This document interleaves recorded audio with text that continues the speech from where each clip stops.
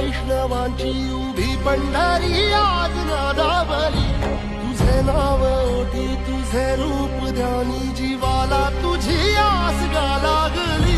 जरी बाप साऱ्या जगाचा परी तू आम्हाले